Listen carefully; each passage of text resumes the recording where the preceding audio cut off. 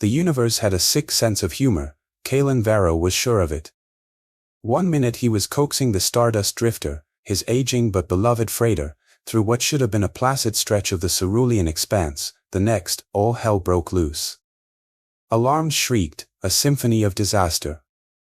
Red lights pulsed across the cockpit, painting his grim face in hues of panic he fought to suppress. Veteran pilot, they called him. Seen a thing or two. He had. But this felt different. Meaner.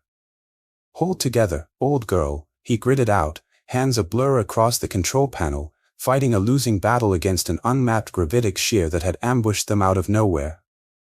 The drifter groaned, a sound like tortured metal that went straight to Kalen's bones. He'd known her quirks, her groans, her sighs, for 10 cycles. She was more than home, she was a partner. A stubborn one, often. But loyal. And now, she was dying. His knuckles were white on the yoke. Sweat stung his eyes, or maybe that was just the acrid smoke beginning to curl from a fried console. Through the viewport, rapidly filling with the angry red of an alien atmosphere, Kalen saw the planet Xylos rushing up to meet them. Xylos. A name whispered with a mix of dread and morbid curiosity in the seedier starports. A crimson dust ball at the ass end of nowhere, known for its treacherous terrain and even more treacherous inhabitants. Just his luck. He wrestled with the controls, every fiber of his being, every scrap of his hard-won experience, poured into this one impossible task: don't become a new crater. The ship bucked like a wild Krell beast, its frame shuddering violently. A particularly brutal lurch sent his head cracking against the viewport. Stars exploded behind his eyes, momentarily brighter than the twin suns of Xylos now searing through the haze. His small astrogation charm, a piece of intricately carved Terrian moonstone given to him by a ghost from his past, ripped from its chain around his neck and shattered against the bulkhead. Another piece of him, gone. Damn it all. Almost there, girl. He muttered, but the drifter had other ideas. With a final, protesting scream of tearing metal, the port engine gave out completely. The ship went into a sickening, uncontrolled spin. Kalen fought it, his light brown hair plastered to his forehead, jaw clenched so tight it ached. The ground, a panorama of rust-colored dunes and jagged, obsidian mountains, was a dizzying blur. Then, impact. A bone-jarring, tooth-rattling crash that threw him against his restraints with brutal force. Darkness nipped at the edges of his vision. The universe finally went silent, save for the hiss of escaping atmosphere and the faint, mournful pinging of dying systems. Ugh. Xylos, Kalen groaned, peeling himself from the pilot's seat, his shoulder screaming in protest. A quick, agonizing survey confirmed the worst. The Stardust Drifter wasn't going anywhere soon. Fried navigation, useless. Primary comms array, a twisted wreck. That beautiful, custom solar sail array he'd spent a small fortune on. Shredded beyond recognition. And the port engine, well, best not to think about the port engine. He was stranded. Utterly and completely. He grabbed his emergency pack, a blaster, and a handful of salvaged ration bars. Before popping the main hatch, he paused. What waited out there? Xylos wasn't known for its welcoming committees. He keyed a discrete sequence into a hidden panel near the airlock, a little surprise for any opportunistic scavengers. Small comfort, but a comfort nonetheless. Hot, dry air, thick with the scent of scorched metal and alien dust, rushed in as the ramp ground open. Kalen squinted against the glare of the twin suns, their light casting long, distorted shadows across the crimson landscape. Up close, Xylos was a masterpiece of desolation. Crystalline plants, shimmering with an unnatural internal luminescence, clung to life between rocks that looked like cooled magma. In the distance, something with far too many legs skittered behind a dune. He shivered despite the heat. The silence was vast, unsettling, broken only by the wind whistling through the drifter's mangled hull. It felt like a graveyard, this place. Like the whole planet was holding its breath. His gaze swept the horizon. Survival first. Part second. Getting off this rock, that was the dream. And there, a smudge against the blood-red sky, was the only conceivable chance he had, a cluster of ramshackle structures. The infamous Drifter's Rest. Part trading post, part hive of scum and villainy, if the tales were true. It wasn't much, but it was something. A pinprick of dubious hope in a universe that had just finished kicking him squarely in the teeth. He could almost taste the grit already, feel the eyes on his back. There was a tension in the air here, an unseen weight that spoke of hardship, of control. This wasn't just a harsh planet, it was a ruled one, even if the rulers kept to the shadows. His instincts, honed by years of navigating the galaxy's gray spaces, screamed caution. Kalen slung his pack over his good shoulder, his hand instinctively hovering near the blaster at his hip. Every step away from the Stardust Drifter felt like a betrayal, but there was no choice. He had to move. He had to find a way. With a last, mournful look at his crippled ship, he set off across the alien sand, a lone figure against a vast, unforgiving canvas, heading towards the faint, dangerous promise of the Drifter's Rest. He was a long way from anywhere he knew, and the sinking feeling in his gut told him the fight for survival had only just begun. The real test would be navigating whatever den of desperation and deceit awaited him within those dilapidated walls. The weight of Xylos's twin suns beat down on Kalen Varro as he trudged through the crimson dust, each step a weary testament to his dwindling options. That sinking feeling in his gut. It wasn't just the crash, or the desolation. It was the palpable sense of being watched, of walking into a trap with his eyes wide open simply because there were no other doors. The Drifter's Rest loomed larger now, a chaotic jumble of rusted metal and flickering, unreliable lights. It wasn't a building so much as a metallic tumor clinging to the desolate landscape.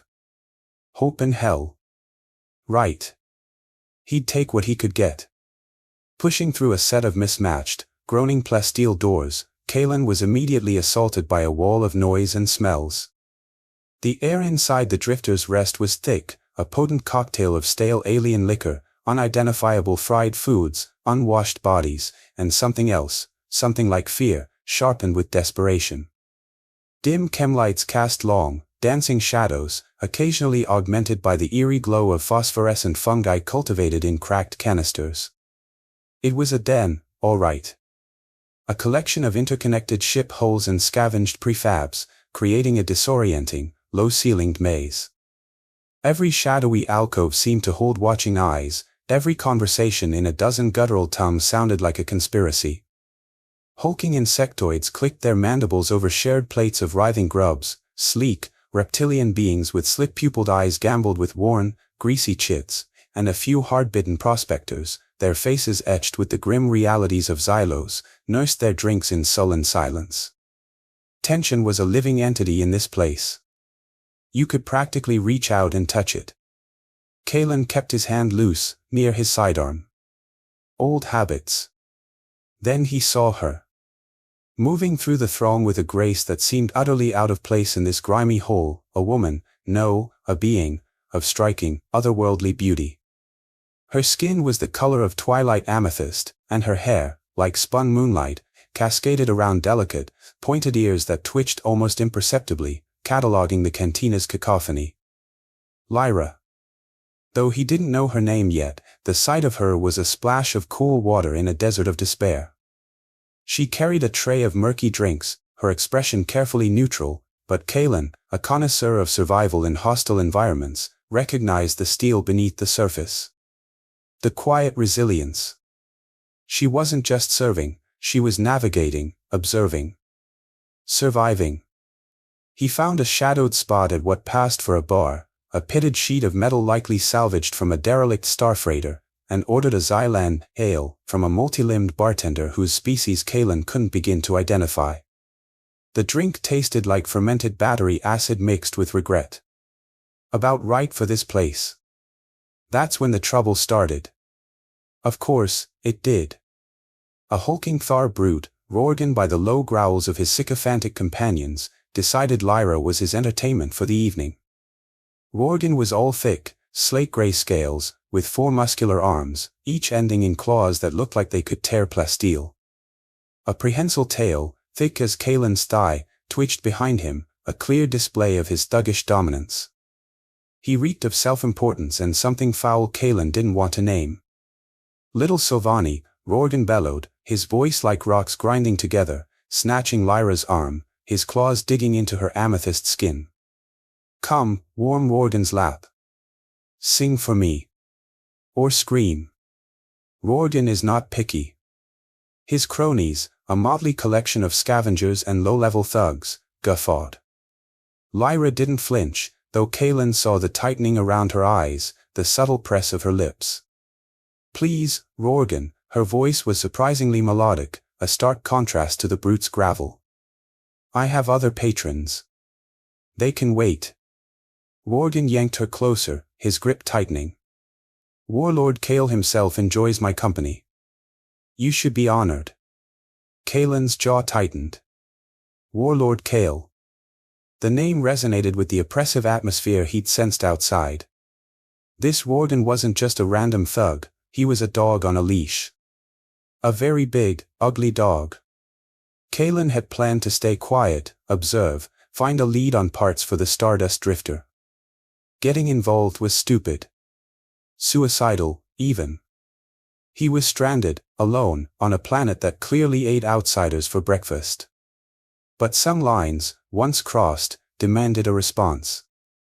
Maybe it was the weariness, the string of bad luck, the shattering of his astrogation charm.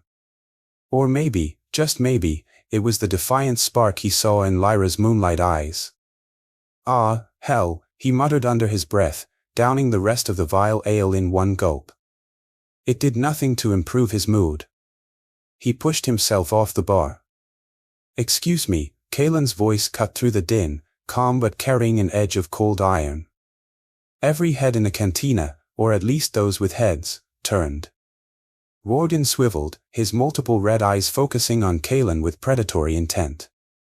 Lyra's gaze met his, wide with a mixture of shock and something else, hope. "The lady said no," Kalen stated, his stance deceptively casual, though his mind was already calculating angles, exits, and the number of Rorgan's friends. Rorgan let out a guttural laugh. "A human? Playing hero on Xylos? You have a death wish, little man." He shoved Lyra roughly aside. "This doesn't concern you, Offworlder." "Became my concern when you laid your claws on her," Kalen replied, his voice dropping. "Some things are just universal, even on a dust ball like this." As he spoke, he noticed a slight shimmer in the air around a nearby table, a spilled drink that seemed to spread unnaturally fast towards one of Rorgan's goons. Coincidence? Rorgan roared, lunging with surprising speed for a creature his size. Kalen sidestepped, the Kthar's fist smashing into the metal bar where his head had been. The fight was on. Kalen didn't fight pretty. He fought to win. He used the environment. A kicked stool sent one crony sprawling. Was that loose floorboard always there? A shattered glass of alien liquor created a slippery patch. Rorgan was strong, his 4 arms a whirlwind of blows, his scaled hide deflecting Kalen's initial jabs. But Kalen was faster, more agile, and he saw an opening under Rorgan's thickly muscled neck, just where the scales thinned. He feinted, Rorgan overcommit, and Kalen drove a sharp, focused elbow into the vulnerable spot. The Kthar gasped, a wheezing, choked sound, and stumbled back, momentarily stunned. His cronies, seeing their leader falter, hesitated.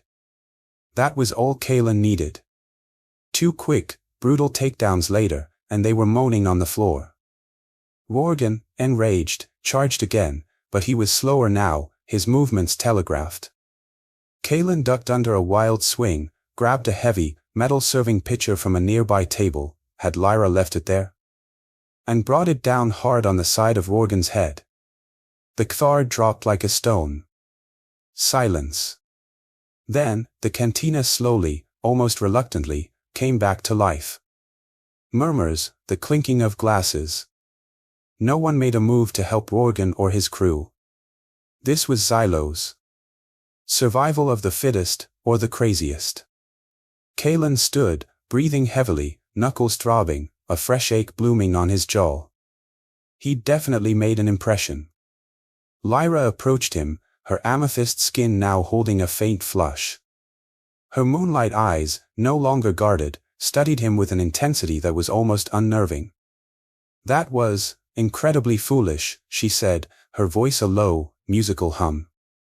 "Worgen is Warlord Kale's favorite hound. When Kale hears of this, he will flay you alive." Kalen managed a wry grin, wincing as his jaw protested. "You're welcome."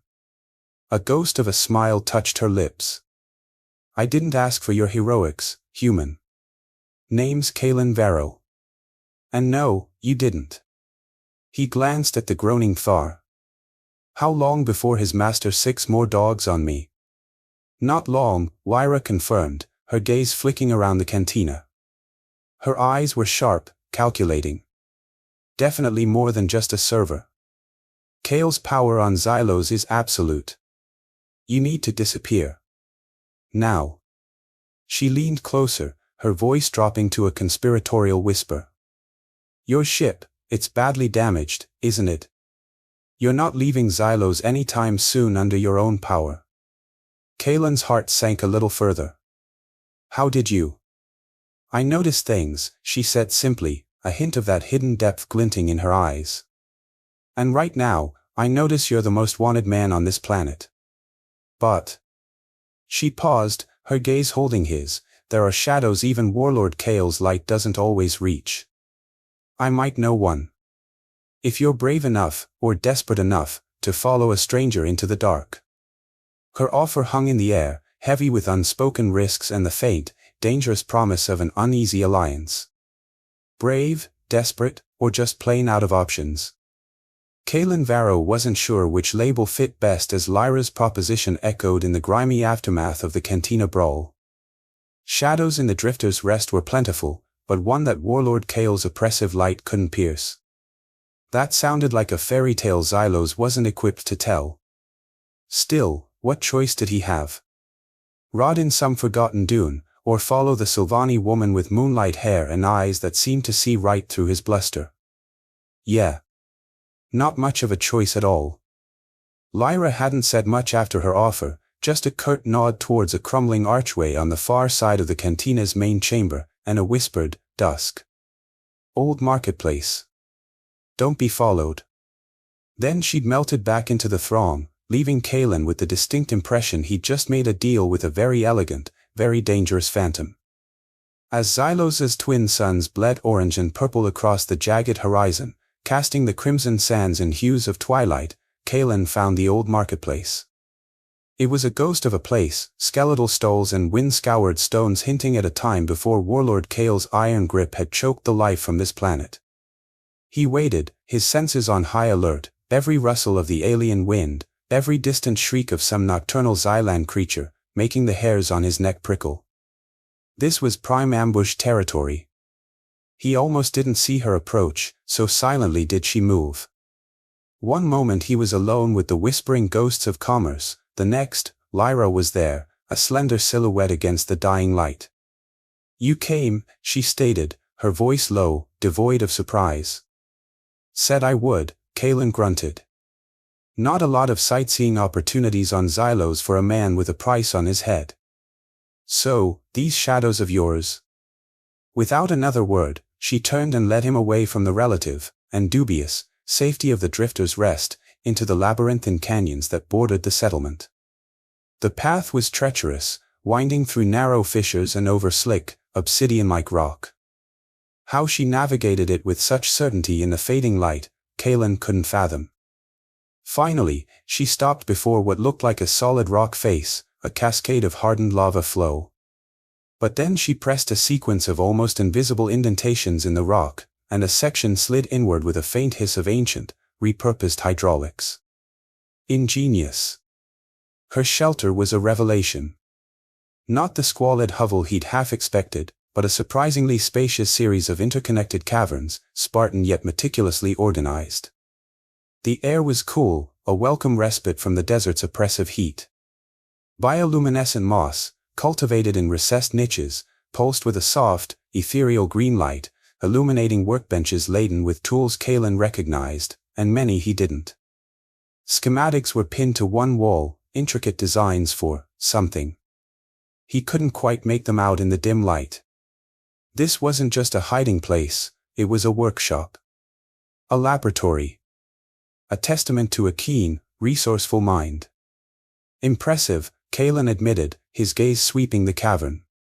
You an engineer, or just a very ambitious interior decorator?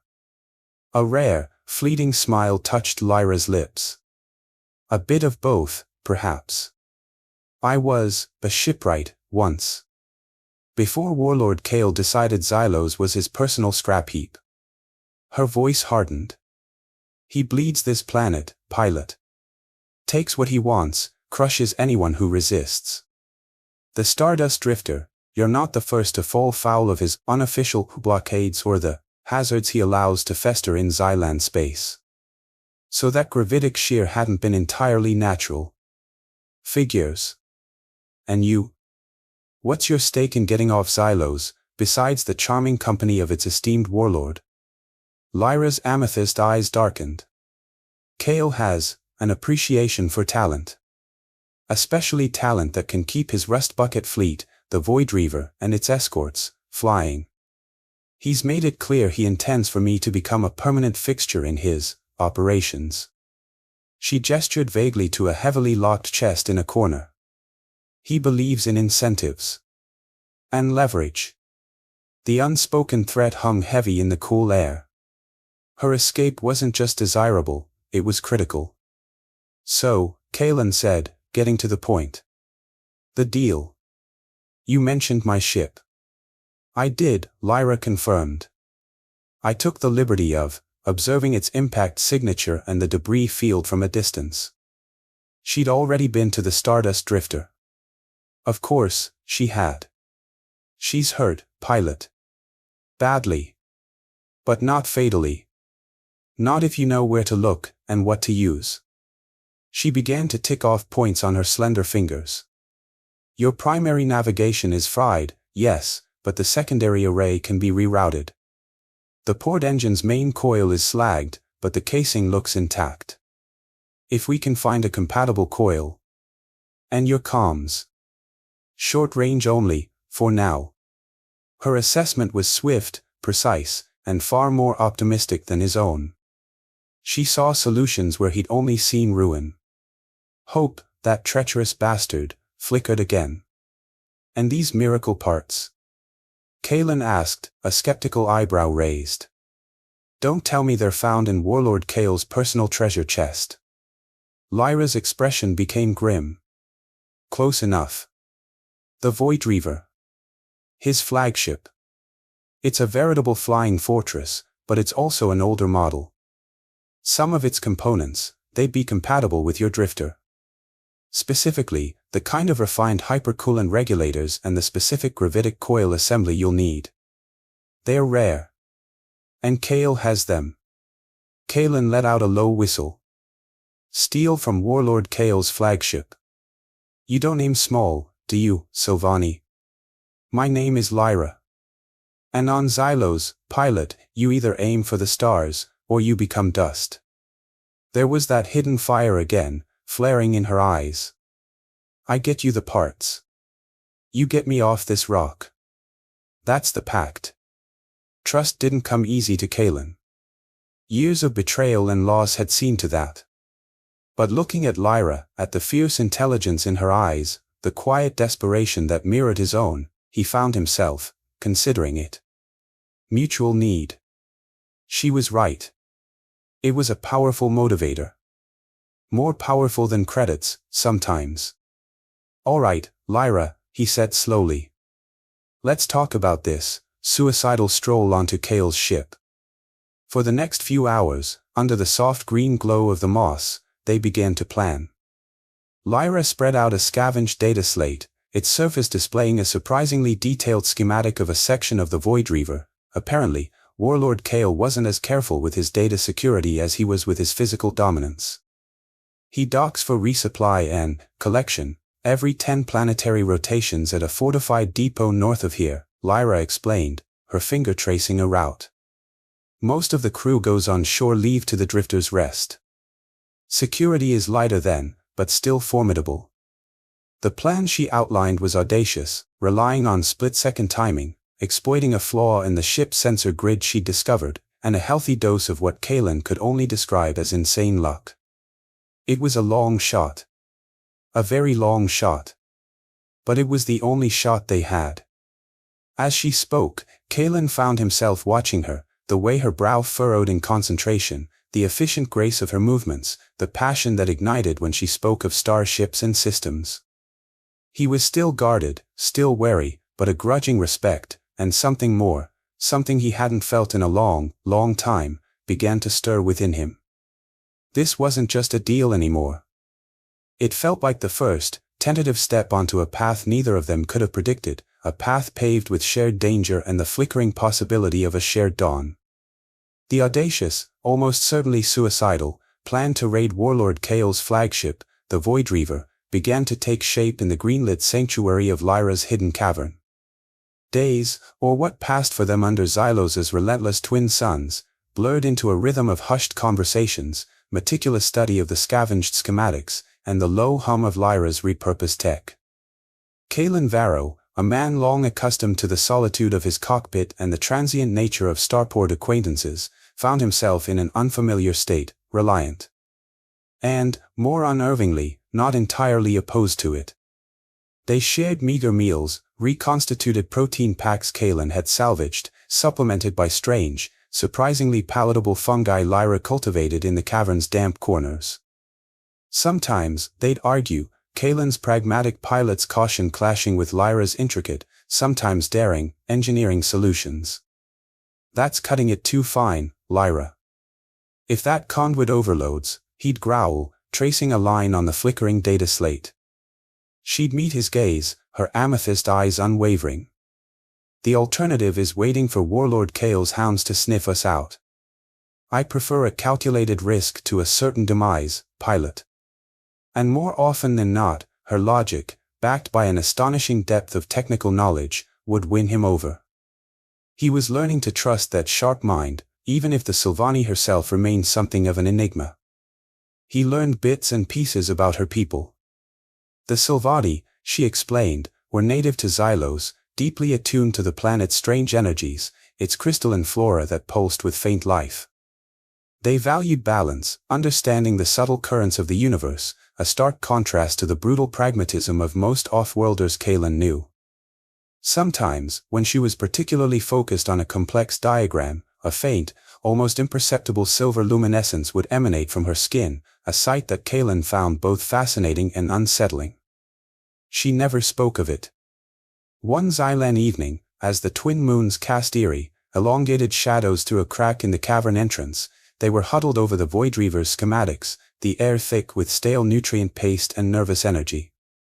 The heist was 2 rotations away.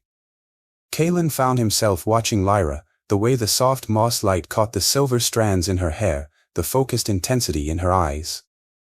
He'd seen that look in 100 desperate spacers before, but on her, it was different. More profound. "You know," Kalen began, his voice rougher than he intended, "for someone planning to rob the local tyrant, you seem remarkably calm." Lyra didn't look up from the slate. "Calm is a state of mind, Kalen. Not an absence of fear." She paused, then finally met his gaze. Her eyes, usually so bright, held a shadow he hadn't seen before. "There's something else. Something you should know about Kale. About me." Kalen leaned back against the cool rock, a familiar knot tightening in his gut. Nothing good ever started with that kind of preamble. "I'm listening." She took a deep breath, the silver luminescence of her skin flickering faintly. "Warlord Kale, his given name is Kalen. He is my half-brother." The air in the cavern seemed to crackle. Kalen stared at her, momentarily speechless. Of all the twists Xylos had thrown at him, this one was a gut punch. "Your brother?" He finally managed, the words feeling alien on his tongue. How in the blighted stars is that possible? You're Sovani. Well, I haven't had the pleasure, but Rorgan didn't exactly scream, kin of the ethereal forest folk. A bitter smile touched Lyra's lips. Our father was a traveler. A human diplomat with a penchant for exploring the less charted territories of the galaxy. And a talent for forming attachments. She looked away, tracing an invisible pattern on the dusty floor. My mother was Sovani. Kaelin's mother, she was Krill. Krill. Kaelin knew the name. A warrior species, renowned for their ferocity, their resilience, and their brutal adherence to codes of strength. It explained a lot about the warlord's reputation. So, you're half human, he said, more a statement than a question.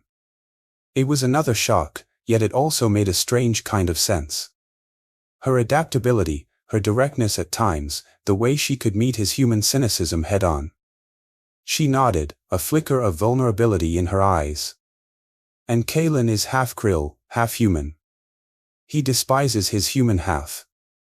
Sees it as a weakness, a stain on his Krill warrior blood. He spent his life trying to purge it, to prove he's more Krill than his own mother.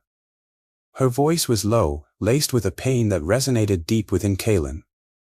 He hates what he cannot control, what he doesn't understand. And humanity, with all its messy contradictions, he despises it.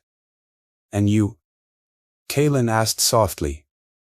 I've tried to find the balance, Lyra whispered. My Sylvani heritage teaches harmony, connection. My human side, it gives me a certain pragmatism. A fire, perhaps, that many Sylvani find unsettling. She finally looked at him, her amethyst eyes searching his. Does this change things, Kaelin Varro? He thought for a long moment. Did it? It made Warlord Kael a more personal enemy for her, certainly. It added layers of tragedy to her quiet strength. But did it change his need to get off silos? Her need? No. If anything. It makes you a little less alien, Lyra, he said, a ghost of a smile on his own lips. And a lot more dangerous, I reckon, to anyone who underestimates you. He saw a flicker of surprise, then relief, in her eyes. Maybe his own complicated past, the ghosts he carried, made him less inclined to judge the tangled webs of family. The revelation, instead of driving them apart, seemed to lower another wall between them. The shared vulnerability hung in the air, charged and electric. The close confines of the cavern, the constant threat of discovery, the looming danger of the heist, it all seemed to amplify the unspoken current that had been thrumming between them since that first, violent encounter in the Drifter's Rest. Later, as they were meticulously checking their meager gear for the raid, their hands brushed. A simple accident. But the spark it sent through Kaelin was anything but. He looked up, and Lyra was already looking at him, her breath catching slightly. The air thickened. The soft green light of the moss seemed to pulse in time with his own racing heart. This was insane. Utterly, certifiably insane. They were on the verge of a mission that would likely get them both killed, and here he was. He didn't know who moved first. Maybe they both did. But suddenly, her lips were on his, tentative at first, a questioning, a seeking.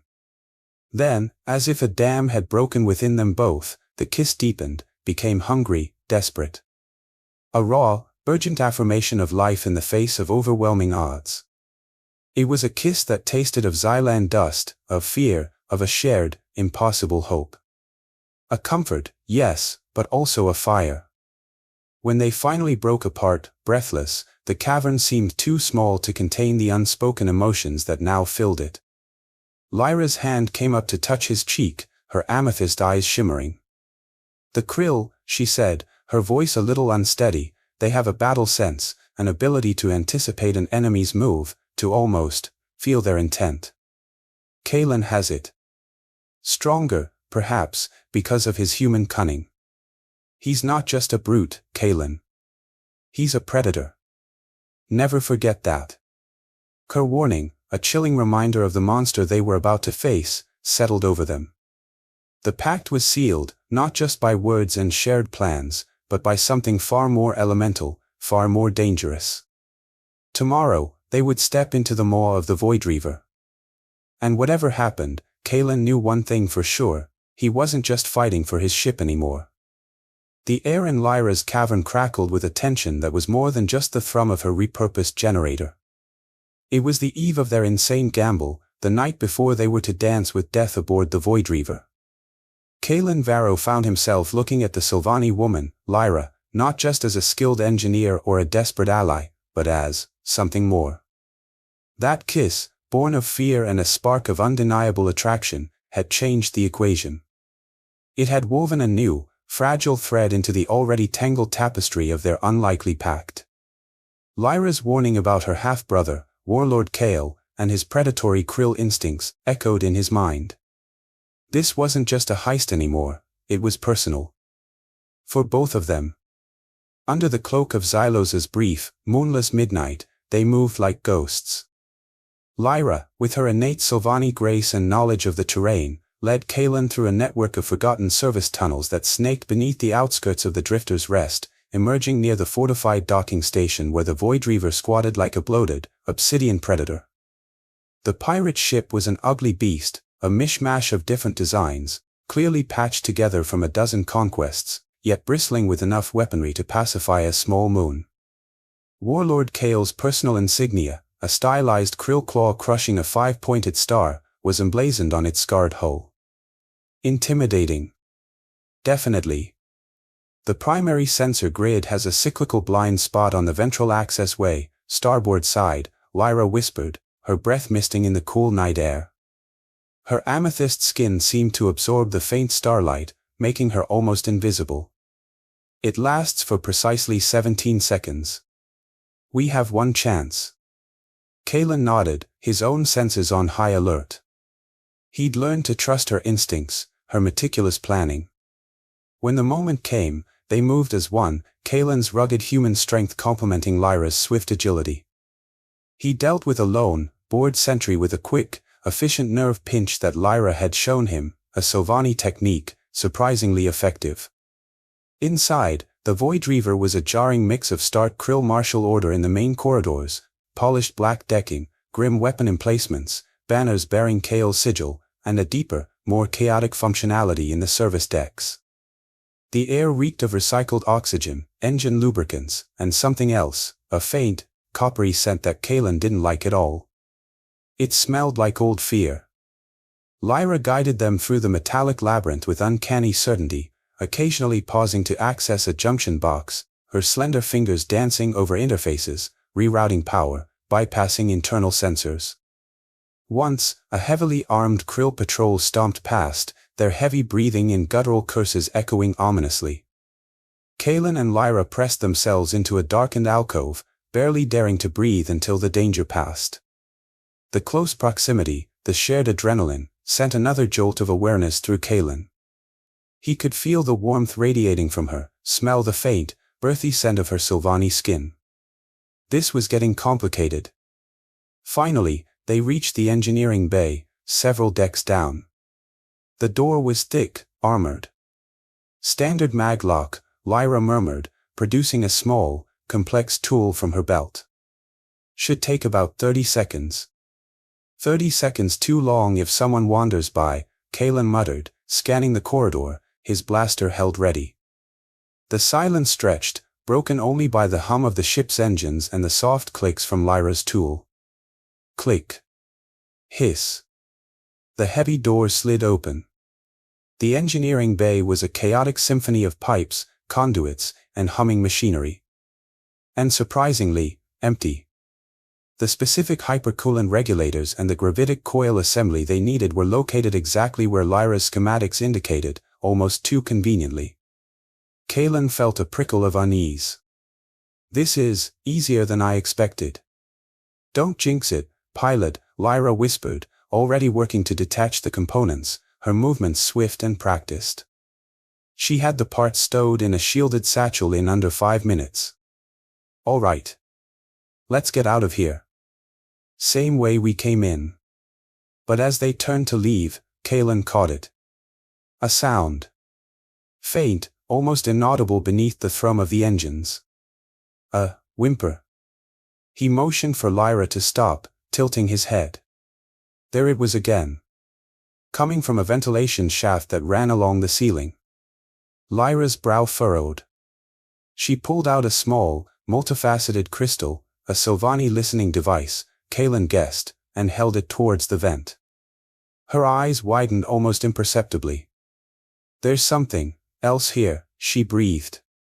Not on the schematics I had. A sealed section, just beyond this bulkhead. Not our problem, Kalen said, his voice firm. We have what we came for. Every instinct screamed at him to leave. Now.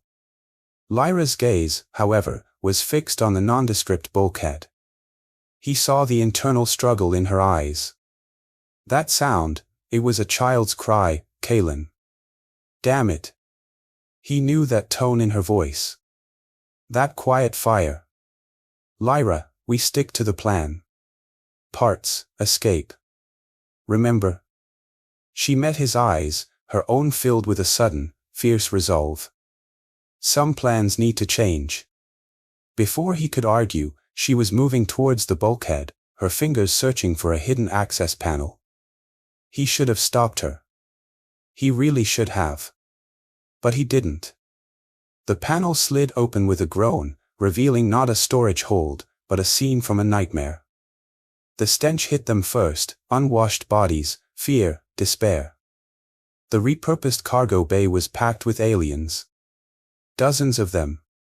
All shackled, their forms emaciated, their eyes dull with hopelessness or burning with a desperate, terrified light. Kalen saw a rainbow of species, some he recognized from the galactic core, others he'd never encountered. Many bore the marks of recent brutality. Chains rattled as a few of the captives, startled by the sudden light, tried to shrink further into the shadows. Then Lyra gasped, a sharp, broken sound. Kalen followed her gaze. Huddled in a corner, chained by a slender ankle, was a young Sylvani. A child, no more than 7 or 8 standard years old, his amethyst skin pale and smudged with grime, his moonlight hair matted. His large, luminous eyes, so like Lyra's, fixed on her with a dawning, impossible hope. No, Lyra whispered, her hand flying to her mouth. Kalen saw her composure, usually so absolute, shatter. This wasn't just an abstract injustice anymore. This was personal. Deeply. They're slaves, Kalen said, his own voice hoarse with a sudden, cold rage. He'd seen slavery before, on the fringes of the galaxy. It never got easier to witness. Worse, Lyra choked out, her gaze still locked on the Sylvani child.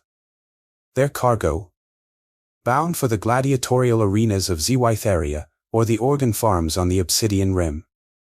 Kale, he deals in flesh. The parts in Lyra's satchel suddenly felt like lead weights. Their carefully crafted escape plan, their desperate bid for their own freedom, seemed insignificant, almost shameful, in the face of this horror. Kalen looked at Lyra. He saw the anguish in her eyes, the fury, the terrible, dawning responsibility. He knew, without her saying a word, what she was going to do. What they had to do. Freeing them, he asked, the words tasting like ash. Lyra, the risk, we barely have a chance of getting ourselves out of here as it is. Adding, this. He gestured to the crowded hold. It was madness. She turned to him then, and the fire in her eyes was ablaze. And if we leave them, Kalen? If we buy our freedom with their suffering, what kind of life will that be? What kind of stars will we aim for them? He looked from her determined face to the hopeless eyes of the captives, to the small, chained Sylvani child who looked so much like the brave, brilliant woman standing beside him. His carefully constructed walls of cynicism, of self-preservation, crumbled. This wasn't about him anymore. It wasn't even just about Lyra. This was one of those lines. The kind you didn't walk away from. Not if you wanted to live with yourself afterwards. Right, Kalen said, a grim smile touching his lips. Complications. My specialty on this planet, apparently. He unclipped a plasma cutter from his belt. All right, engineer. How do we get these chains off? And how in the blighted stars do we get all of them out of here before Kale's entire damn fleet comes down on our heads? The decision was made. Their mission had just changed. Dramatically. And as Lyra quickly began to assess the restraints, a cold, almost melodically cruel voice echoed from the corridor just outside the engineering bay, a voice that sent a chill down Kalen's spine despite the sudden heat of his resolve. Well, well. What have we here? It seems my little sister has brought a friend to the party. And such an unexpected party favor. The melodically cruel voice was like ice down Kalen Varro's spine, freezing the frantic energy that had just surged through him and Lyra. Their desperate, unspoken vow to free the captives hung fragile in the suddenly frigid air of the engineering bay. Slowly, Kalen turned.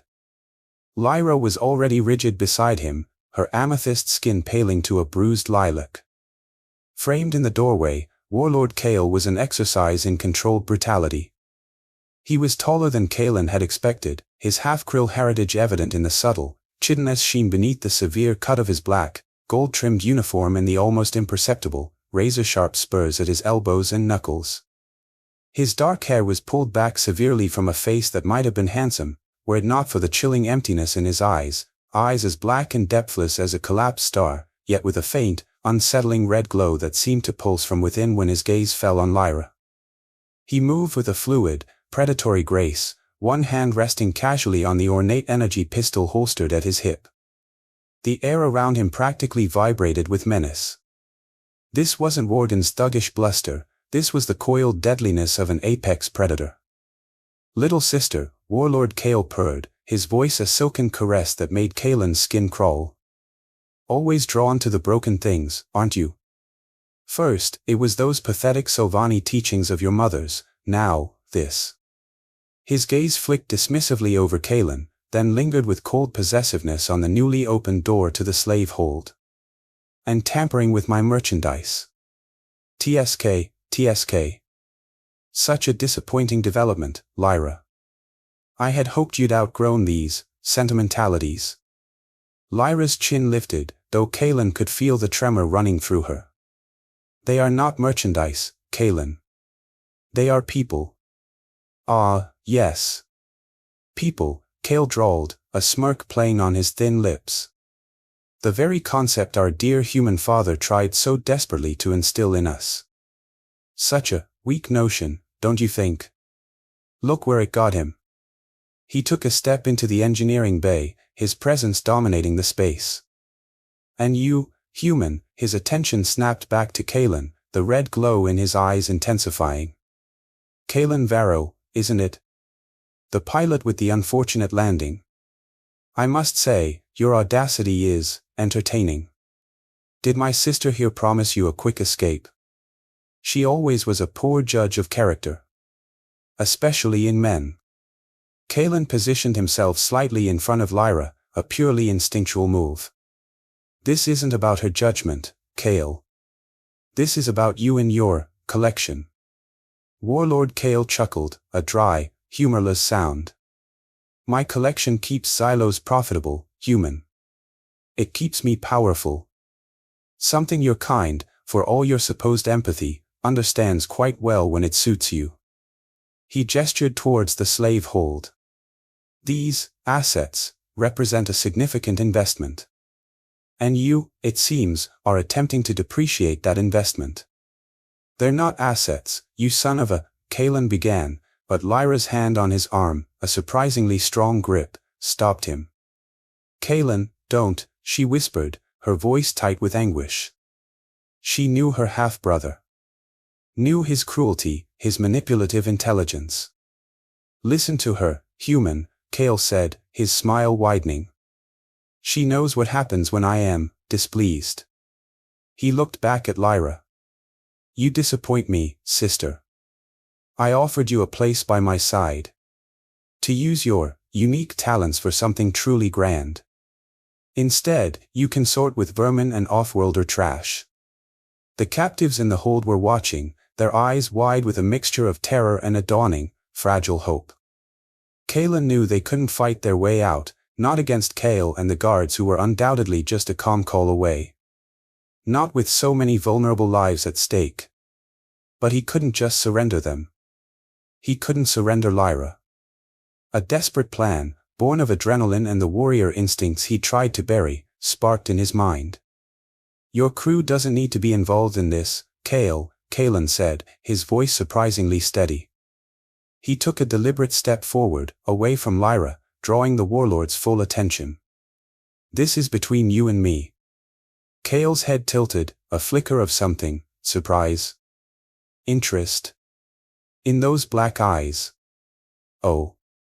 And what, pray tell, is between us, human, other than your imminent demise? A challenge, Kalen stated, meeting the warlord's gaze without flinching.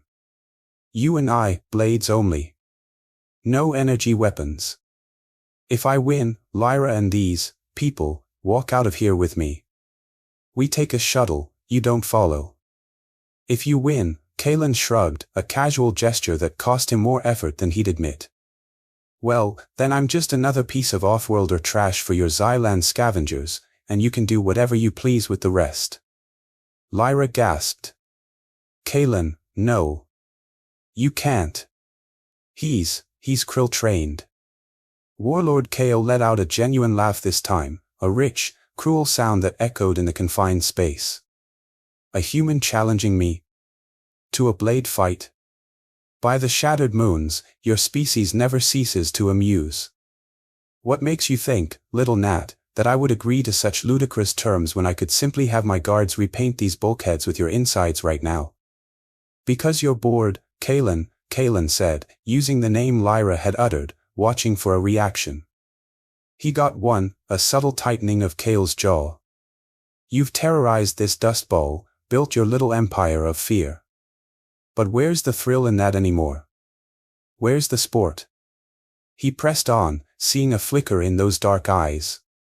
And besides, wouldn't it be so much more satisfying to defeat me yourself? In front of your sister? To prove, once and for all, that your krill blood, your strength, is superior to any human weakness. He deliberately echoed Kale's earlier disdain. That hit the mark. The red glow in Kale's eyes flared. His hand moved from his energy pistol to a wicked-looking blade sheathed at his hip, a curved, serrated weapon that looked like it was carved from obsidian and pulsed with a faint, dark energy. A traditional krill warfang. You have a viper's tongue, human, Kale hissed, drawing the warfang. It hummed ominously in the recycled air. Very well. For the sheer novelty of it, I accept your challenge. He smirked. Blades only. First blood drawn from the neck, and the contest is over. A clean cut. I do so appreciate a clean cut. Kalen, please, Lyra pleaded, her eyes wide with terror. He gave her a quick, reassuring look, though his own heart was hammering against his ribs. Get them ready, Lyra. The cargo bay. Let him have his audience. He needed her and the captives out of the direct line of fire. Warlord Kale's smile was pure predator. Yes, sister. Take our guests to the main cargo hold. They deserve a good view of this human's final, futile gesture. As Lyra, her face a mask of anguish, began to usher the terrified but now silently determined captives out of the engineering bay and towards the larger cargo area, Kalen squared off against the warlord. The space was tight, filled with humming machinery. Kale unclipped his ornate uniform jacket, revealing a physique that was a terrifying blend of human musculature and krill power, his skin almost seeming to ripple with contained energy. Kalen drew his own vibra knife, a trusty, well-balanced weapon, but it looked like a toothpick against Kale's warfang. Before we begin, human, Kale said, idly twirling the massive blade with deceptive ease, tell me. What drives such foolish, misplaced valor? Is it some pathetic adherence to your father's flawed ideals? Or is it simply the allure of my half-breed sister? Maybe I just really don't like bullies who pick on those weaker than themselves, Kalen retorted, settling into a defensive stance. He needed to provoke Kale, to make him rely on that krill rage Lyra had warned him about, rather than cold, tactical skill. Kale snarled, the sound more animal than humanoid, and lunged. The Warfong whistled through the air, fast as a striking serpent. Kalen barely managed to sidestep, the tip of the blade scoring a burning line across his cheekbone. First blood. But not from the neck. Not yet. The fight was a blur of motion. Kale was incredibly fast, unbelievably strong, his krill heritage granting him a brutal efficiency. The Warfong seemed an extension of his arm, a living thing, deflecting Kalen's counters, forcing him back, always back.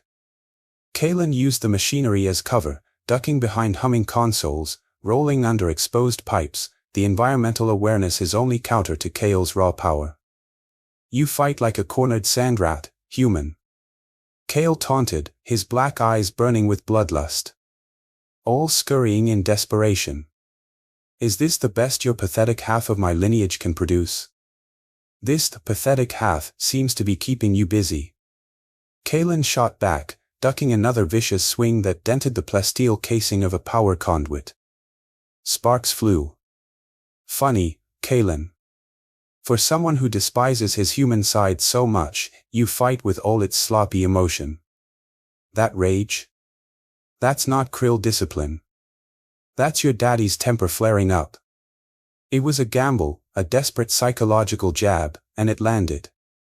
With a guttural roar that was pure krill fury, Kale lunged again, his technique momentarily forgotten in a wave of raw, uncontrolled aggression. Kalen saw his opening. It was small. Infinitesimal. But it was there. As Kale's Warfong came screaming down, Kalen dropped, rolled, and came up inside the warlord's guard, his vibroknife lancing out, not for the neck, but for the less protected nerve cluster under Kale's primary sword arm. A searing pain, not his own, and then the distinct, sharp crackle of an urgent ship-wide alert cut through the roar of their battle. Kale staggered back, his Warfong clattering to the deck, his primary arm hanging limp. But before Kalen could press any advantage, Lyra's voice, strained and urgent, echoed from the cargo bay entrance, Kalen. The crew. They're coming back, lockdown initiated. The distant clang of closing blast doors and the blare of internal klaxons confirmed her warning. The warlord, clutching his injured arm, threw back his head and laughed, a chilling, triumphant sound despite the pain clearly etching his features. It seems our little diversion is over, human. My men will be here in moments. What now, hero? What now? Warlord Kale's triumphant, pain-laced laughter was abruptly cut off by the strident blare of internal klaxons and the clang of emergency blast doors slamming shut throughout the Void Reaver. Lyra's urgent cry, Kalen. The crew. They're back, lockdown initiated, confirmed the sudden, dire shift in their fortunes. The brief window of opportunity, bought with Kalen's blood and bravado, was slamming shut. What now, hero? Kale snarled, clutching his injured arm, his black krill eyes burning with renewed fury despite the obvious agony.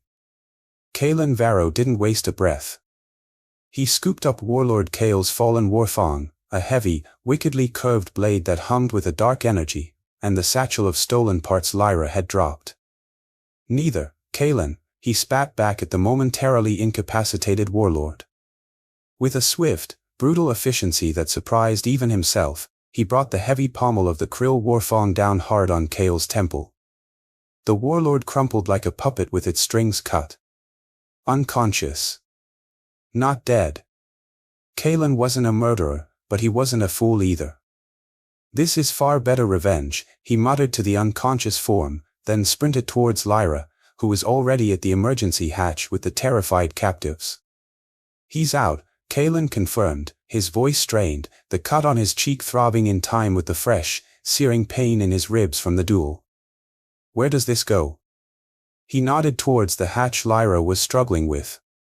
Lower maintenance access, Lyra panted, her fingers flying over an ancient locking mechanism. But it'll be a bottleneck. And Kale's hounds will be everywhere. The sounds of heavy boots and angry shouts were already echoing from the main corridors. They had minutes. Seconds, maybe. The ventilation shafts. Kalen suddenly pointed towards a large, grimy grate near the ceiling of the cargo bay. Lyra, your schematics, do they connect to the auxiliary hangar? Her amethyst eyes widened, then narrowed in concentration. Yes, indirectly. It's a maze, cramped, but possible. Auxiliary Hangar 3 should have at least one short-range shuttle. She turned to the diverse group of aliens, her voice clear and commanding despite the fear that Kalen knew must be churning inside her. She spoke rapidly in a clipped, precise dialect Kalen didn't recognize, but the urgency was universal.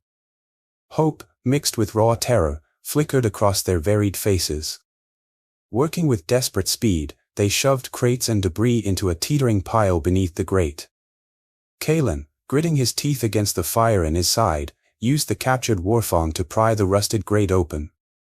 You first, Lyra. Then the child, he ordered, motioning to the small, terrified Sylvani boy clinging to Lyra's leg. One by one, they began the arduous process of heaving the weakened captives into the dark, dusty shaft. Some were too frail to climb, requiring Kalen and a surprisingly strong, four-armed Xyloshan captive he mentally dubbed Grok to physically lift them. The smallest, a trembling, bird-like creature with iridescent feathers, went first, followed by the Sylvani child, whom Lyra gently coaxed into the darkness. The shaft was a claustrophobic nightmare, forcing them to crawl on elbows and knees, the metallic tang of old dust and fear thick in the air. Kalen brought up the rear, his blaster out, constantly glancing back at the cargo bay doors, the shouts of the krill patrols growing steadily louder. Just as the last captive was clear, the main cargo bay doors exploded inwards. He scrambled into the vent, replacing the grate just as krill warriors poured into the bay, their energy weapons firing indiscriminately. The darkness of the shaft was momentarily a blessing. They crawled onward, a slow, agonizing procession. Twice, they froze as patrols marched in adjacent corridors, their heavy footfalls echoing around them. Once, a section of the ancient ductwork groaned ominously under their combined weight, showering them with rust and forcing Lyra to find a precarious, unmapped bypass. Kalen could hear the whimpers of the more terrified captives, the strained breathing of the injured. He pushed on, whispering words of encouragement he barely felt himself. After what felt like an eternity, they reached a wider junction where several shafts converged. Lyra was already there with Grok and the Sylvani child. Maintenance tunnels are clear for the moment, she reported, relief evident in her voice until her eyes fell on the dark stain spreading across Kalen's side. You're bleeding. Badly. Later, he rasped. Hangar. She pointed down a narrower shaft. 3 decks down. Then east. It'll get tighter before it opens. Their descent was a blur of pain, darkness, and whispered directions. They heard Warlord Kale's voice once, amplified over the ship's comms, cold and enraged, ordering a full ship sweep, promising excruciating pain to anyone harboring the fugitives. Kalen gritted his teeth. His little tap on the head clearly hadn't kept the Warlord down for long. Finally, a grate. Below them, the auxiliary hangar. And there, blessedly unguarded for the moment, sat a single, battered-looking G-type shuttle. Their ticket out. Maybe. We'll need to cross about 50 meters of open deck, Lyra whispered, her eyes scanning the hangar. Grok, you and I will go first, power it up. Kalen, bring the others in small groups. Move when I signal. Kalen nodded, his vision starting to blur at the edges. Lyra hesitated, then, in a move that surprised him completely, she leaned in and pressed her lips to his in a fierce, quick kiss. Don't you dare die on me, Varro, she murmured against his mouth, her amethyst eyes blazing. Wasn't planning on it, Sylvani, he managed, a ghost of his old grin touching his lips. For a heartbeat, the pain, the danger, everything faded except the feel of her, the taste of her. Then she was gone, dropping silently to the hangar deck below, Grok following with surprising agility for his bulk. They sprinted for the shuttle. Kalen organized the remaining captives. As the shuttle's engines began to whine to life, he sent the first group scrambling. Just as the last few were making their desperate dash, a squad of Krill warriors burst into the hangar from the far side, energy bolts searing the air. Go! Go! Go! Kalen roared, laying down covering fire with his blaster, forcing the Krill to take cover. He shoved the last terrified alien towards the shuttle's open ramp, then turned to follow, just as a searing pain lanced through his already injured side. He stumbled, a Krill bolt having grazed him. Hands, strong and surprisingly gentle, hauled him aboard. Lyra's. The ramp slammed shut. The shuttle bucked violently as Lyra threw the engines to full, blasting out of the Voidreaver's hangar bay like a cork from a bottle. Kalen hauled himself into the co-pilot seat, wincing. Through the viewport, Xylos's crimson surface receded, but worse, the Voidreaver was already turning, its massive engines flaring. And then, smaller, faster Krill fighters began to peel off from its sides, like angry wasps. Can't outrun them in this rust bucket. Kalen yelled over the roar of the engines and the sudden shriek of missile lock alarms. I know. Lyra's knuckles were white on the controls. Then don't. Kalen said, a wild, desperate idea forming. Head for the drifter. My ship. Lyra shot him a look of disbelief. It's a wreck. What good? It's our wreck. Kalen countered, a surge of adrenaline momentarily clearing his head. And it's about to have teeth. Get us there, Lyra. Trust me. She did. Weaving the battered shuttle through a sudden, blinding crimson dust storm that momentarily threw off their pursuers, then diving into the treacherous canyons near where the Stardust Drifter lay broken, Lyra somehow managed to set them down in a bone-jarring but survivable landing 100 meters from Kalen's ship. Everyone out. To the drifter. Now. Kalen bellowed, already scrambling out, ignoring the renewed agony in his side. The captives, a motley crew of terrified but resilient survivors, followed, Grok and some of the other stronger ones helping the injured. Krill fighters were already strafing the area. Inside the Stardust Drifter, it was controlled chaos. Lyra, her face a mask of concentration, began tearing into the access panels for the forward particle cannons, Kalen, gritting his teeth, feeding her the stolen components from the Voidreaver. Hypercoolant regulators first. Then the gravitic coil. Quickly, Kalen. The drifter shuddered as energy bolts rained down on its shields that were already failing. Powers up.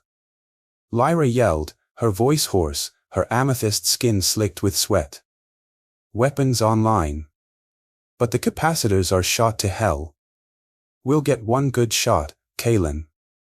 Maybe two, if the universe loves us today. The Voidreaver itself now filled the viewport, a monstrous silhouette against the swirling crimson dust of Xylos, its own weapon ports glowing with malevolent intent. Warlord Kale's voice, cold and dripping with contempt, crackled over the comms. A valiant effort, little sister. Truly. But it ends now. Surrender the human, and your new pets might live to see another rotation. Kalen ignored him, his fingers flying over the targeting controls, Lyra's damage assessment fresh in his mind. One shot is all I need, he muttered. He found the weak point Lyra had identified from the schematics, a critical nexus point for the Warlord's main drive. Hey, Kale.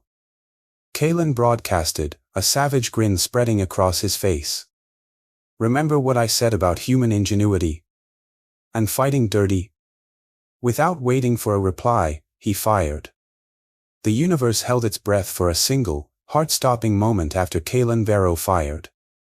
Then, the energy beam from the Stardust Drifter's newly awakened particle cannon struck Warlord Kale's flagship, the Voidreaver, with catastrophic precision. A flash of incandescent light, followed by a series of blooming, secondary explosions that ripped across the pirate vessel's flank, right where Lyra's desperate engineering and Kalen's desperate aim had targeted its primary drive nexus. The monstrous ship lurched, a wounded behemoth, its engines sputtering into silence. For a sickening moment, it hung there against the swirling crimson dust of Xylos, then began its slow, inevitable, and utterly spectacular descent. It crashed kilometers away, the impact sending a shockwave shuddering through the desert floor, even rocking the battered Stardust drifter. Silence reigned in Kalen's cockpit, broken only by the ragged gasps of its occupants. Then, as one, the freed captives erupted. A wave of joyous, incredulous sound, cheers, cries, a cacophony of alien languages united in a single, triumphant war of liberation. Kalen sagged in his pilot's seat, the last vestiges of adrenaline draining away like water through sand, leaving him hollowed out, trembling. The universe, it seemed, occasionally had a flair for dramatic justice after all. Lyra's cool hand was on his forehead, her amethyst eyes, usually so bright with fierce intelligence, now soft with a deep, overwhelming concern. "Kalen," she said, her voice barely a whisper.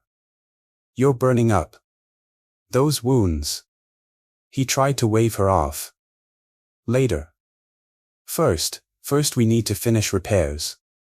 Kale, his crew, they won't stay down forever." But even as he spoke, a wave of dizziness washed over him, and the world tilted alarmingly. The cut on his cheek from Kale's warfarm was a fiery throb, his ribs felt like shattered glass, and the fresh energy burn on his side was an agony he could no longer ignore. He'd pushed himself too far. "No, Kalen. Now."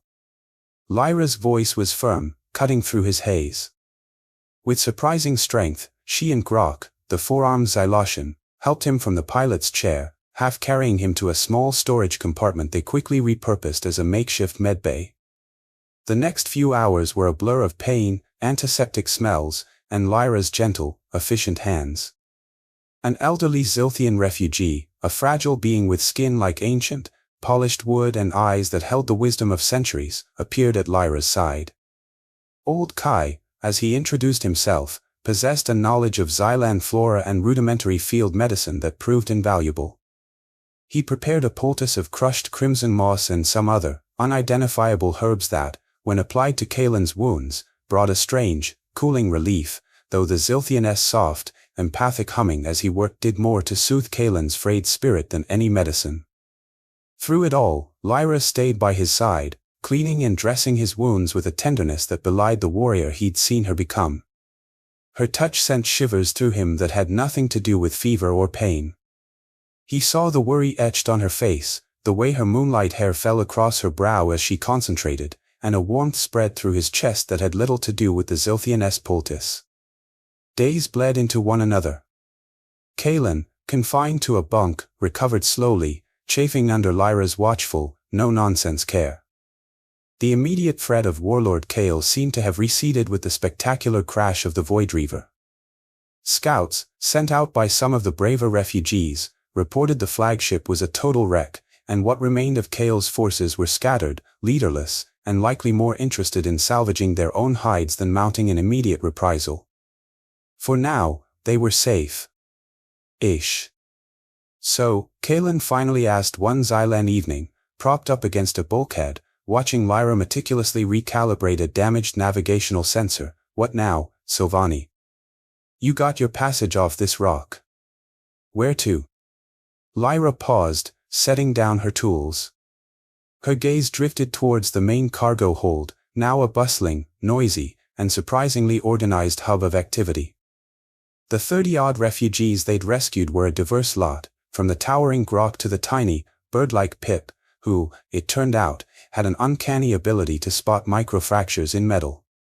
"They can't all fit on the drifter comfortably for a long haul, Kalen. And they have nowhere to go. Most of their worlds are gone. Or under Kale's thumb, or someone like him." He'd known this, of course. He'd just been avoiding it. His original plan had been simple: drop Lyra at the nearest civilized port, collect whatever payment she could offer, and disappear back into the anonymity of deep space. A lone wolf, beholden to no one. But looking at the faces in the cargo hold, the Sylvani child, Torvin, who was slowly starting to emerge from his shell thanks to Lyra's patient attention and Kaelin's clumsy attempts at friendship, he'd managed to fix a small, broken data toy the boy clutched, the Zilthian elder, Kai, who radiated a quiet dignity, Grok, who had appointed himself chief of hull repairs. Kaelin felt that old, familiar solitude begin to crack. I know of places, Lyra said softly, her eyes meeting his. Hidden enclaves, neutral territories. The verdant sanctuaries of the Cerulean Nebula, where my mother's people might offer aid. It will be a long, dangerous journey. And you, Kaelin Varro, are a free agent. You owe them nothing more. He looked at her, at the unspoken question in her eyes. He thought of his shattered astrogation charm, a symbol of a past he couldn't reclaim. Maybe it was time to navigate by different stars. My solitary journey, he said, a wry smile playing on his lips, hasn't been all that solitary lately, has it? And it seems to have acquired passengers. He met her gaze. This new mission of yours, Lyra. Rescuing the galaxy, one refugee at a time. Sounds like a hell of a lot more trouble than I usually sign up for. A rare, genuine smile lit up Lyra's face. Trouble does seem to find you, pilot. Or maybe, Kaelin said, his voice softer, I'm finally starting to find it. If you'll have a battered human pilot and his equally battered ship as partners, I'm in. The relief in her eyes was palpable, and it warmed him more than Xylos's twin sons ever could. The decision solidified their partnership, transforming it from a pact of mutual desperation into a shared purpose. The Stardust Drifter itself began to transform. No longer just Kaelin's solitary domain, it became a bustling, noisy, vibrant community. Grok's surprisingly skilled welding shored up the damaged hull plating. Pip, with his keen eyesight, became invaluable in spotting worn conduits Lyra might have missed. Several of the refugees had surprising technical skills, gleaned from live sped improvising and surviving on the fringes. They needed a specific Xylan focusing crystal to truly stabilize the FTL drive for the long journey ahead, a crystal that Kai, the Zilthian, knew how to find in the deep desert, requiring a small, tense, but ultimately successful expedition that further cemented their bonds.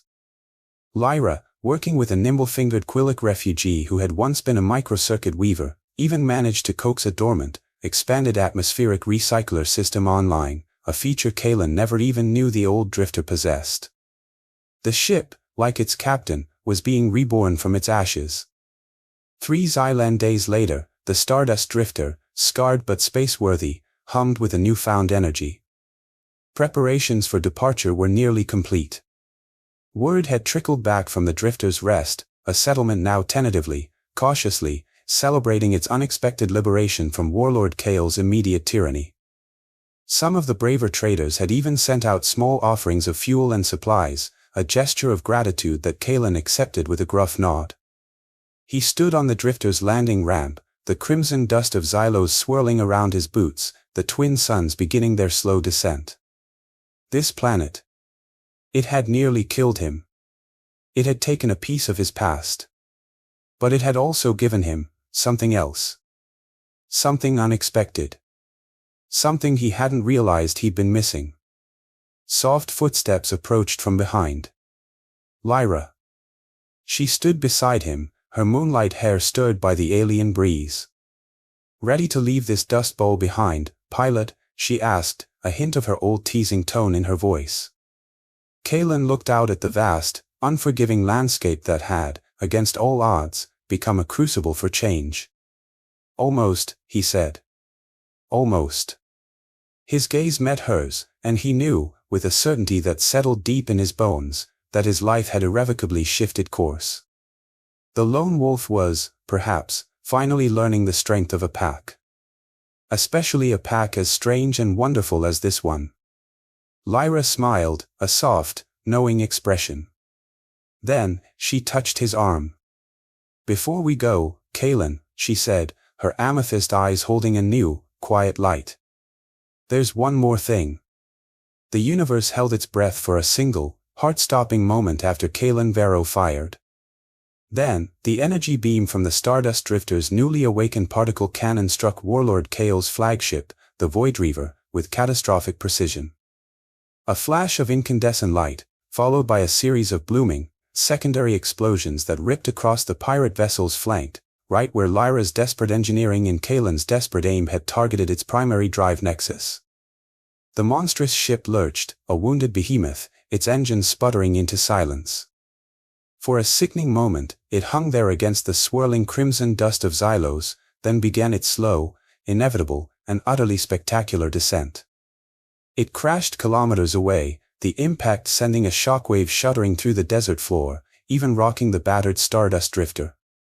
Silence reigned in Kalen's cockpit, broken only by the ragged gasps of its occupants. Then, as one, the freed captives erupted. A wave of joyous, incredulous sound, cheers, cries, a cacophony of alien languages united in a single, triumphant war of liberation. Kalen sagged in his pilot's seat, the last vestiges of adrenaline draining away like water through sand, leaving him hollowed out, trembling. The universe, it seemed, occasionally had a flair for dramatic justice after all. Lyra's cool hand was on his forehead, her amethyst eyes, usually so bright with fierce intelligence, now soft with a deep, overwhelming concern. "Kalen," she said, her voice barely a whisper. "You're burning up. Those wounds." He tried to wave her off. "Later. First we need to finish repairs. Kale, his crew, they won't stay down forever." But even as he spoke, a wave of dizziness washed over him, and the world tilted alarmingly. The cut on his cheek from Kale's warfarm was a fiery throb, his ribs felt like shattered glass, and the fresh energy burn on his side was an agony he could no longer ignore. He'd pushed himself too far. "No, Kalen. Now." Lyra's voice was firm, cutting through his haze. With surprising strength, she and Grok, the four-armed Xylosian, helped him from the pilot's chair, half carrying him to a small storage compartment they quickly repurposed as a makeshift medbay.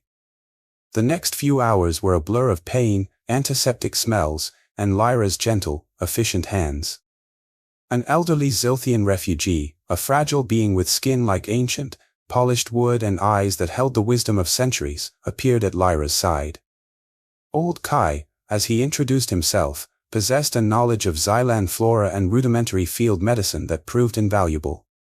He prepared a poultice of crushed crimson moss and some other, unidentifiable herbs that, when applied to Kalen's wounds, brought a strange, cooling relief, though the Zilthian's soft, empathic humming as he worked did more to soothe Kalen's frayed spirit than any medicine. Through it all, Lyra stayed by his side, cleaning and dressing his wounds with a tenderness that belied the warrior he'd seen her become. Her touch sent shivers through him that had nothing to do with fever or pain. He saw the worry etched on her face, the way her moonlight hair fell across her brow as she concentrated, and a warmth spread through his chest that had little to do with the Zilthian's poultice. Days bled into one another. Kalen, confined to a bunk, recovered slowly, chafing under Lyra's watchful, no-nonsense care. The immediate threat of Warlord Kale seemed to have receded with the spectacular crash of the Void Reaver. Scouts, sent out by some of the braver refugees, reported the flagship was a total wreck, and what remained of Kale's forces were scattered, leaderless, and likely more interested in salvaging their own hides than mounting an immediate reprisal. For now, they were safe. Ish. So, Kalen finally asked one Xylan evening, propped up against a bulkhead, watching Lyra meticulously recalibrate a damaged navigational sensor, "What now, Silvani? You got your passage off this rock. Where to?" Lyra paused, setting down her tools. Her gaze drifted towards the main cargo hold, now a bustling, noisy, and surprisingly organized hub of activity. The 30-odd refugees they'd rescued were a diverse lot, from the towering Grok to the tiny, bird-like Pip, who, it turned out, had an uncanny ability to spot microfractures in metal. "They can't all fit on the drifter comfortably for a long haul, Kalen. And they have nowhere to go. Most of their worlds are gone.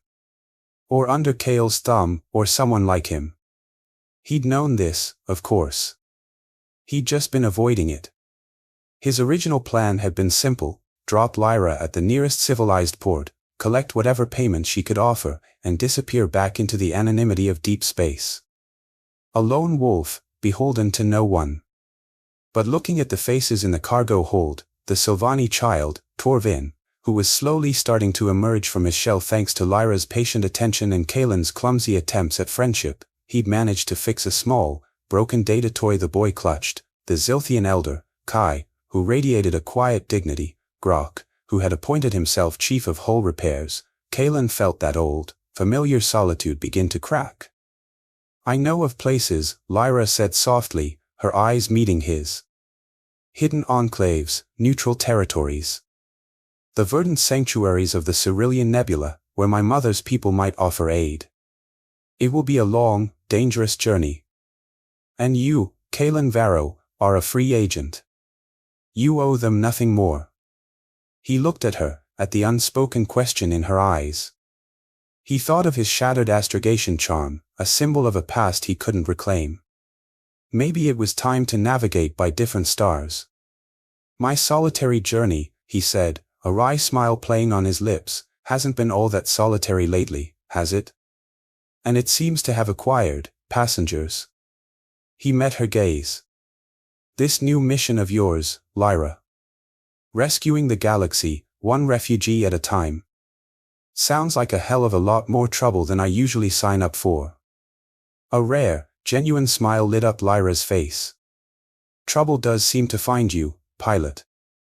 "Or maybe," Kalen said, his voice softer, "I'm finally starting to find it. If you'll have a battered human pilot and his equally battered ship as partners, I'm in." The relief in her eyes was palpable, and it warmed him more than Xylos's twin sons ever could. The decision solidified their partnership, transforming it from a pact of mutual desperation into a shared purpose. The Stardust Drifter itself began to transform. No longer just Kalen's solitary domain, it became a bustling, noisy, vibrant community. Grok's surprisingly skilled welding shored up the damaged hull plating. Pip, with his keen eyesight, became invaluable in spotting worn conduits Lyra might have missed. Several of the refugees had surprising technical skills, gleaned from live spet improvising in surviving on the fringes. They needed a specific Xylan focusing crystal to truly stabilize the FTL drive for the long journey ahead, a crystal that Kai, the Zilthian, knew how to find in the deep desert, requiring a small, tense, but ultimately successful expedition that further cemented their bonds.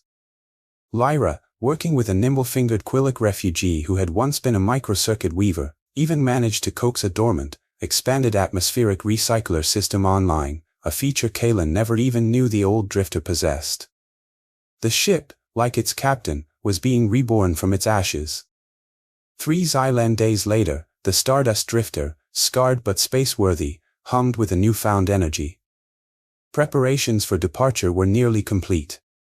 Word had trickled back from the Drifter's Rest, a settlement now tentatively, cautiously, celebrating its unexpected liberation from Warlord Kale's immediate tyranny. Some of the braver traders had even sent out small offerings of fuel and supplies, a gesture of gratitude that Kalen accepted with a gruff nod. He stood on the Drifter's landing ramp, the crimson dust of Xylos swirling around his boots, the twin suns beginning their slow descent. This planet. It had nearly killed him. It had taken a piece of his past. But it had also given him something else. Something unexpected. Something he hadn't realized he'd been missing. Soft footsteps approached from behind. Lyra.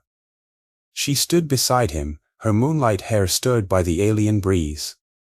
"Ready to leave this dust bowl behind, pilot?" she asked, a hint of her old teasing tone in her voice. Kalen looked out at the vast, unforgiving landscape that had, against all odds, become a crucible for change. "Almost," he said. "Almost." His gaze met hers, and he knew, with a certainty that settled deep in his bones, that his life had irrevocably shifted course. The lone wolf was, perhaps, finally learning the strength of a pack. Especially a pack as strange and wonderful as this one. Lyra smiled, a soft, knowing expression. Then, she touched his arm. "Before we go, Kalen," she said, her amethyst eyes holding a new, quiet light. "There's one more thing.